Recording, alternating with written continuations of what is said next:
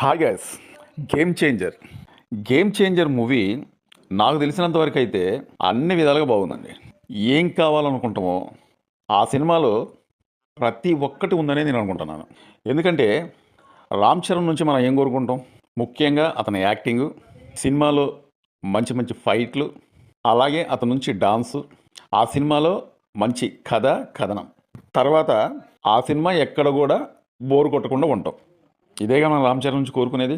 నాకు తెలిసినంత వరకు ఇప్పుడు నేను చెప్పిన వాటిలలో అంతకు మించి ఉంది ఈ సినిమా. ఎందుకంటున్నానంటే డైరెక్టర్ శంకర్ ఈ సినిమాలో ఒక మంచి మెసేజ్ ఇచ్చిండండి. కామన్గా శంకర్ గారు తన ప్రతి ఒక్క సినిమాలో కూడా ఒక మంచి మెసేజ్ ఇస్తున్న సంగతి అందరికీ తెలుసు. కానీ ఇప్పుడున్న పరిస్థితుల్లో ఒక హీరో ఫ్యాన్స్ వేరే హీరో సినిమాలను నెగిటివ్గా ప్రచారం చేయటం అనేది, ఆ యాక్టివిటీ అనేది బాగా ఎక్కువైపోయింది. ఈ దరిద్రమైన సాంప్రదాయం అనేది యాంటీ ఫ్యాన్స్, అంటే వేరే హీరో వాళ్ళ ఫ్యాన్స్ యువతల వేరే హీరో సినిమా ఏమైనా రిలీజ్ అయినట్లయితే చెడ్డగా ప్రచారం చేయటం, సినిమా బాగలేదని, చండాలంగా ఉందని, మేము పెట్టిన డబ్బులు బొక్కని, ఆ కథలో బలం లేదని ఇటు డైరెక్టర్ని, నిర్మాతని, హీరోని అసభ్యకరంగా మాట్లాడుతూ వాళ్ళు చెడ్డ ప్రచారం చేయటం. ఏముందండి, నాకు తెలియకడుగుతున్నా, ఒక 2-3 రోజులు ఆ సినిమా రిలీజ్ అయిన తర్వాత ఒక 2-3 రోజులు కానీ ఆ విధంగా ప్రచారం చేస్తే ఆ సినిమాని మొత్తం కూడా డౌన్ చేయొచ్చు అని చెప్పేసి ఒక ప్లాన్. వీళ్ళు ఏం చేస్తారంటే కొంతమంది టీమ్గా ఏర్పడతారు. టీమ్గా ఏర్పడి, అరే కొంతమంది మీరు సినిమాని చూసి రండి, ఫస్ట్ రోజున ఫస్ట్ ఆటకే మీరు కొంతమంది చూసి రండి, మేము కొంతమంది బయట ఉంటాం. వీళ్ళకి సంబంధించిన కొంతమంది యూట్యూబర్లు బయట ఉంటారు. కొంతమంది యూట్యూబర్లు బయట ఉండి వాళ్ళని బయట నిలబెట్టి వీళ్ళు లోనకెళ్ళి సినిమా చూసి, ఏదో అసలు ఏ సినిమా చూసినా కానీ ఇంతవరకు ఎప్పుడు కూడా ఇంత బోరు కొట్టలేదు, నేను పుట్టిన కాంచి కూడా ఇసంటి సినిమా, ఇంత దరిద్రమైన సినిమా ఎప్పుడు చూడలేదు అన్నట్టుగా ఆ సినిమా అయిపోయిన తర్వాత ఆ డోర్లు తెరిచిన తర్వాత వీళ్ళు బయటకు వచ్చే విధానం చూస్తూ ఉంటే వాలిపోయి ఉంటారు. బబ్బబ్బబ్బబ్బ, చెత్త సినిమా అండి. దీనంత దరిద్రమైన సినిమా ఏదీ లేదండి. అసలు నా జీవితంలో ఇసిన సినిమా, ఇంత దరిద్రమైన సినిమా ఎప్పుడు చూడలేదండి. ఇంత దరిద్రమైన సినిమా శంకర్ ఎలా తీసిండు, రామ్ చరణ్ ఎలా నటించిండు. ఈ దరిద్రమైన సినిమాకి మళ్ళీ దిల్ రాజు ఇంత డబ్బు పెట్టటమా? దిల్ రాజు పని అయిపోయింది, ఈ సినిమాతో అయిపోయింది అని చెప్పి ఈ సినిమా గురించి చెడ్డ ప్రచారం చేయటం. అక్కడికక్కడే బయట యూట్యూబర్లు ఉంటారు కదా, వీళ్ళు ఎప్పుడు వస్తారని చెప్పి కాపు కాసుకొని ఉంటారు. వాళ్ళు వచ్చిన తర్వాత స్టార్ట్ చేస్తారనమాట. స్టార్ట్ చేసి అక్కడ ఈ యాంటీ ఫ్యాన్స్ ఏంటంటే స్టార్ట్ చేసిన వెంబటే వెంటనే గంటన్నర లోపు యూట్యూబ్లో పెట్టేస్తూనే ఉంటారు. ఇది ఇలా ప్లాన్. ఒక రామ్ చరణ్ సినిమాకే కాదు, ఇది ప్రతి ఒక్క అగ్ర హీరో సినిమాకి ఇలా డ్యామేజ్ చేద్దామని చెప్పి ప్రయత్నిస్తూ ఉంటారు.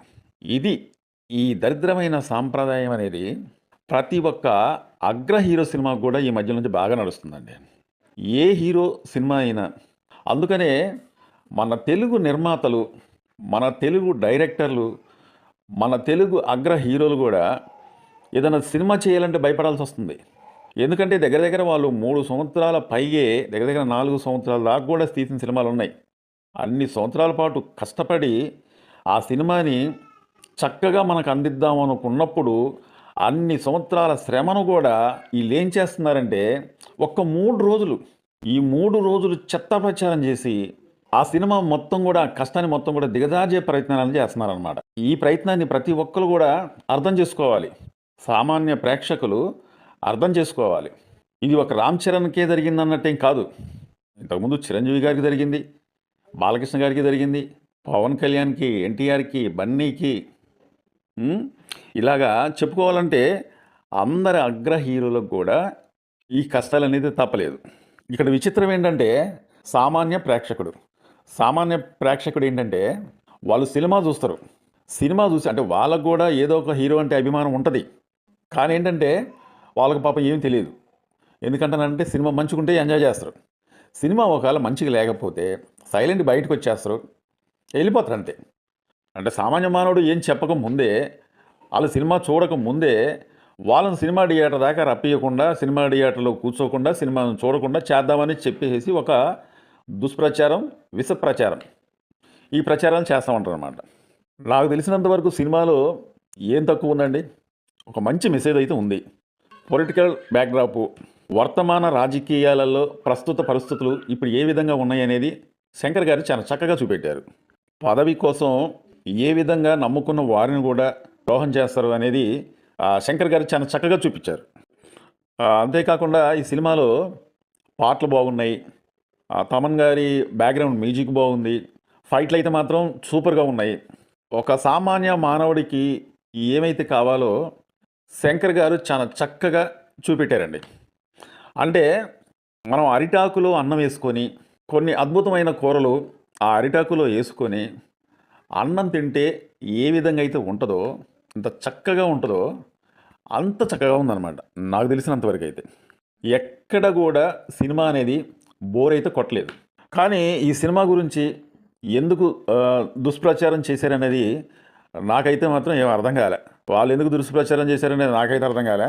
మూవీ అయితే మాత్రం ఎక్స్ట్రార్డినరీగా ఉంది. చాలా చక్కగా ఉంది. ఒక మంచి సందేశం అయితే మాత్రం ఈ సినిమాలో అయితే మాత్రం అందించారు శంకర్ గారు. ముఖ్యంగా ఈ సినిమాలో నాకు నచ్చిన ఇదేంటంటే జీరో పాలిటిక్స్. ఈ జీరో పాలిటిక్స్ మీద శంకర్ గారు చాలా చక్కగా తీశారనమాట. అంతేకాకుండా కొంతమంది రాజకీయ నాయకులు అధికారుల్ని వాళ్ళ గుప్పెట్లో ఏ విధంగా పెట్టుకుంటారు అనేది కూడా ఈ సినిమాలో చాలా చక్కగా చూపించారు. అంతేకాకుండా ఈ సినిమాలో రామ్ చరణ్ గారి నట విశ్వరూపం చూపించారండి. ఏ పాత్రలంటే అప్పన్న క్యారెక్టర్. అప్పన్న క్యారెక్టర్ అయితే మాత్రం ఎక్స్ట్రాడినరీగా ఉంది. ఎందుకంటే అసలు ఆ అప్పన్న క్యారెక్టర్ అనేది ఇంకొద్దిగా ఎక్స్ట్రా ఇస్తే బాగుండేమో. అరే అప్పుడే అయిపోయిందా, ఇంత చక్కని క్యారెక్టర్ అనేది చాలా బాగుంది, అసలు ఇంకా అప్పన్న క్యారెక్టర్ అనేది ఇంకా ఇంకా కొద్దిగా ఎక్కువ అతని గురించి ఆ కథ అనేది రాస్తే బాగుండేమో అన్నంత ఇది అనిపించింది. అప్పన్న క్యారెక్టర్లో మాత్రం రామ్ చరణ్ గారు తన నటన అనేది చాలా చక్కగా చూపించారు. నటన విశ్వరూపం అనేది ఎక్స్ట్రాడినరీగా చూపించారు. ఆ సినిమాలో నాకు నచ్చనిది ఏంటంటే అప్పన్న క్యారెక్టరు కాసింత ఎక్కువసేపు చూపిస్తే బాగుంది కదా, అరే అప్పుడే అయిపోయిందా, చాలా తక్కువ సమయంలో ఈ క్యారెక్టర్ అనేది ఊహించేశారు అన్నట్టుగా అదొకటే నాకు నచ్చలే. కానీ అప్పన్న క్యారెక్టర్లో మాత్రం ఎక్స్ట్రాడినరీగా సూపర్గా నటించిందండి రామ్ చరణ్ గారి నట విశ్వరూపం అనేది ఆ క్యారెక్టర్లో నిమగ్నం అయిపోయారు. తర్వాత పాటల గురించి చెప్పాలంటే వినటానికి ఆ పాటలు కూడా చాలా వినసొంపుగా ఉన్నాయండి. తమన్నా గారి సంగీతం అయితేనే, రామ్ చరణ్ గారి డాన్స్ అయితేనే, ఆ పాటలు అయితేనే చాలా చక్కగా వినసొంపుగా ఉన్నాయి. అంతేకాకుండా సమయస్ఫూర్తి అంటే ఆ స్టోరీ పట్టే ఆ పాటలు అనేది ఎక్కడైతే రావాలో అక్కడ వచ్చినాయి అన్నమాట ఆ పాటలు కూడా. కానీ నాకు అర్థం కాని విషయం ఏంటంటే ఇలాంటి దుష్ప్రచారం అనేది ఈ సినిమా పైన ఎందుకు ఇలా చేశారనేది నాకు ఇప్పటికీ అర్థం కావట్లే. అంటే నేను కూడా చూశాను సోషల్ మీడియాలో కొన్ని యూట్యూబ్ ఛానళ్ళు పనిగట్టుకొని ఈ సినిమా గురించి చెడ్డగా చెప్పడం, దుష్ప్రచారం చేయటం. శంకర్ గారు ఈ విధంగా సినిమా తీసేది, రామ్ చరణ్ గారు 3 సంవత్సరాలు కష్టపడింది ఈ సినిమా కోసమైనా, అది తీసే విధానం కూడా నాకేం నచ్చలేదు అని ఈ సినిమా గురించి ఇంత దుష్ప్రచారం అనేది చేయటం కూడా కరెక్ట్ కాదేమో అన్నట్టుగా నాకైతే అనిపిస్తుంది. సంక్రాంతి సందర్భంగా రిలీజ్ అయిన 3 అగ్ర హీరోల సినిమాలు అంటే బాలకృష్ణ గారు, వెంకటేష్ గారు, అలాగే రామ్ చరణ్ గారు, ఈ అగ్ర హీరోల సినిమాలు అన్నీ కూడా చాలా బాగున్నాయండి. ఎందుకంటానంటే ఒక సినిమా తీయాలంటే దాంట్లో చాలామంది వాళ్ళ శ్రమ ఉంటుంది. ఒక్కసారి అర్థం చేసుకోవాల్సింది ఏంటంటే ఇవాళ రామ్ చరణ్ గారి సినిమా కోసం ఈ విధంగా ట్రోల్స్ చేయటం అని, ఆ సినిమా గురించి చాలా చెడ్డ ప్రచారం చేయటం అనేది జరిగింది. కానీ రేపొద్దుటీలు ఈ విధంగా ప్రచారం చేసిన వాళ్ళ హీరోల సినిమాలు కూడా రిలీజ్ అవుతాయి. ఇప్పుడు రామ్ చరణ్ గారు 400 నుంచి 450 కోట్ల రూపాయలు ఖర్చు పెట్టి ఈ సినిమా తీశారు, ఇది దిల్రాజు గారు. కానీ రేపొద్దుటీలు వాళ్ళ హీరోల సినిమాలు కూడా రిలీజ్ అయ్యేటప్పుడు వాళ్ళకు 400, 500, 600 కోట్లు ఖర్చు పెట్టినప్పుడు వాళ్ళ హీరోల సినిమాలకు కూడా యువతల హీరో ఫ్యాన్స్ కూడా అదే విధంగా ప్రచారం చేసే అవకాశాలు ఉంటాయి. కాబట్టి ఏ హీరో అయినా కానీ మన తెలుగు హీరోలే, దయచేసి ఏ హీరో అయినా కానీ వాళ్ళ సినిమాలు చూడండి. ఏ అభిమాని అయినా సరే అన్ని కోట్ల రూపాయలు ఖర్చు పెట్టి ఆ హీరోని నమ్మి, ఆ డైరెక్టర్ని నమ్మి, ఆ నిర్మాత ఆ సినిమా తీస్తుందంటే అతని లైఫ్ అనేది అక్కడ దారపోస్తుండు.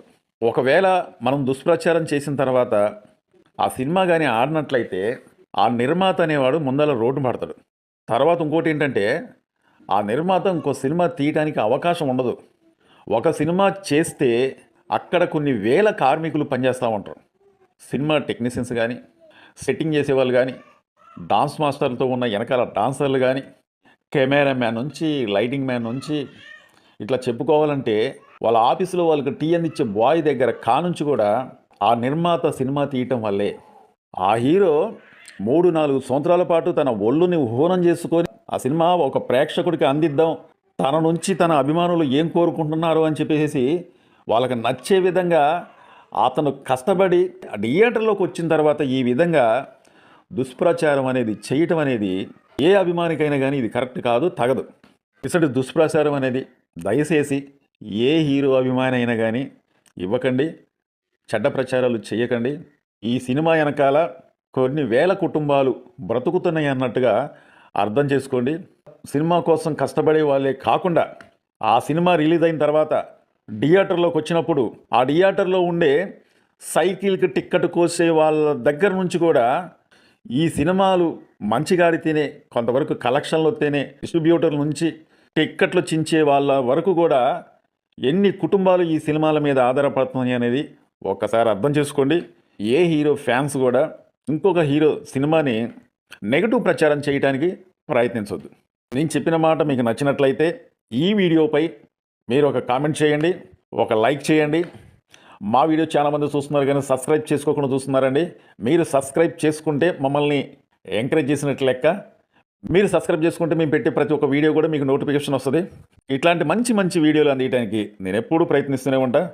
మా వీడియో నచ్చితే సబ్స్క్రైబ్ చేయండి, మరో వీడియో కోసం ఎదురు చూడండి. Thank you.